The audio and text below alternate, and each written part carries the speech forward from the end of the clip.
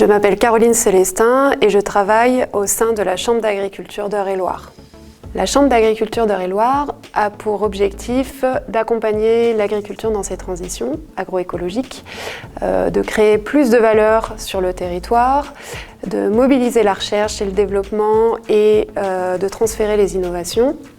Et puis, elle doit permettre de favoriser le dialogue entre agriculture et société et de fait de porter la parole de l'agriculture.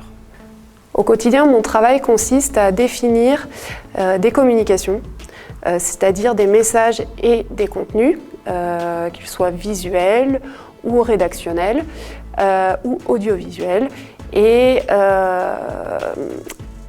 aussi de créer des supports et des canaux de diffusion pour qu'ils soient mis à disposition auprès des différents publics ciblés par ces messages. Nous avons décidé de travailler avec Fermlib pour développer notre espace pro, justement pour mettre à disposition des agriculteurs l'information qui leur revient, c'est-à-dire de l'information consulaire, donc de l'information réglementaire, qu'ils aient toute l'évolution de la réglementation au bon moment, et également de l'information technique, que ce soit dans le cadre de services payants ou de services gratuits. Et pourquoi Fermlib ? Parce que Fermlib proposait déjà des fonctionnalités qu'on allait devoir développer sur la plateforme. Donc on ne démarrait pas de zéro, on pouvait déjà profiter de fonctionnalités en place.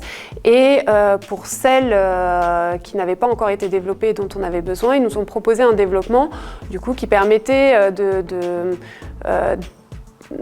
profiter à d'autres clients qu'à nous, et donc on capitalisait et sur les besoins à venir des clients et nos besoins permettaient justement de développer des fonctionnalités qui allaient être communes en fait finalement aux autres.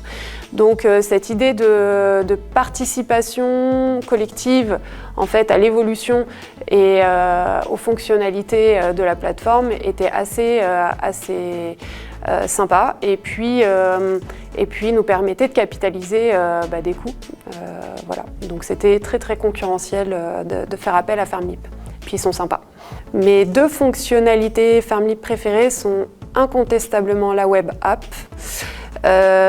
donc l'application mobile, et puis je dirais la duplication d'une actualité qu'on crée, donc d'un contenu rédactionnel, en événement ou en document, qu'on puisse retrouver cette actualité à plusieurs endroits de l'espace, mais adapté en fait, soit qui s'intègre dans un planning quand il s'agit dans un calendrier quand il s'agit d'un événement, ou qui s'intègre à un espace documentaire, à une liste de documents quand c'est pour aller dans les documents. J'aimerais voir des évolutions sur, alors ça va les embêter, mais sur les droits d'accès. C'est-à-dire qu'on puisse étendre les droits d'accès tels qu'ils sont donnés aujourd'hui. Il n'y a pas forcément de droits en lecture et en écriture qui sont différenciés, et que ça puisse exister demain. Je conseillerais Fermlib pour leur agilité et pour l'évolutivité de la plateforme. Si je devais décrire Fermlib en 3 mots, je dirais agile, évolutif et fonctionnel pour l'utilisateur. Mon mot de la fin, c'est merci de nous avoir accompagnés dans ce beau projet qui est désormais déployé et sur lequel on peut solidement compter aujourd'hui.